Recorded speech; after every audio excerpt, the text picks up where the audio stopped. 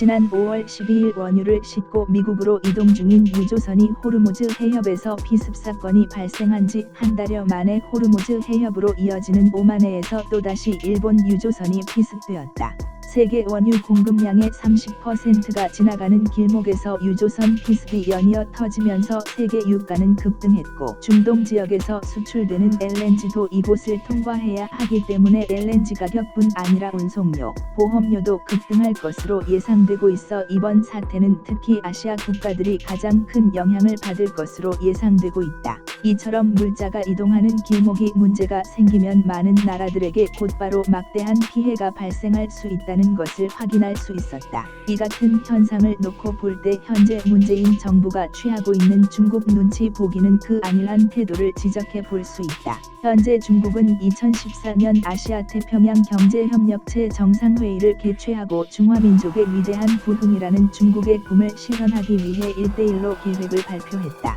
중국은 1대1로를 통해 아시아 지역과 전 세계 문명 발전에 기여하겠다는 거창한 명분을 내걸었지만 과거 미국의 패권에 도전하다 실패했던 일본의 경험을 본 중국은 세계 패권을 장악하기 위해 각종 자원을 해외에서 중국으로 미국의 견제 없이 옮기는 수단으로 활용하기 위해 1대1로를 추진하는 나라들에게 위안화 사용을 강요해 국제결제 시스템의 위안화를 편입시키려 하고 다른 나라의 국채를 꾸준히 사들여 위안화 가치가 올라가는 것을 인위적으로 차단해 원자재 가격 상승을 차단하는 동시에 중국산 수출품 가격을 하락시키고 해당 국가들을 발 아래에 두고 영향력을 행사하기 위한 속내가 곳곳에서 드러나고 있다. 또한 중국은 이 지역을 통제하기 위해 스리랑카, 파키스탄, 미얀마 등에서 항만 운영권을 확보하고 1대1로의 명분으로 중국 군대를 이동시키기 위해 해당 지역의 군사기지 건설도 추진하고 있고 항공모함을 건조해 해당 국가의 군사적 영향력을 행사하고 국제 주요 통상로에서 미국을 견제하기 위한 노력을 진행하고 있다. 이 같은 중국의 팽창을 우려한 미국은 중국을 견제하기 위해 미국의 안보 전략은 71년간 유지해온 미국 태평양사령부의 명칭을 2018년에 인도 태평양사령부로 바꾸고 남중국해 등 중국이 노골적으로 국제 주요 통상로를 독차지하려는 중국의 움직임을 막기 위해 미국은 동맹국들과 연합훈련을 실시하고 있다.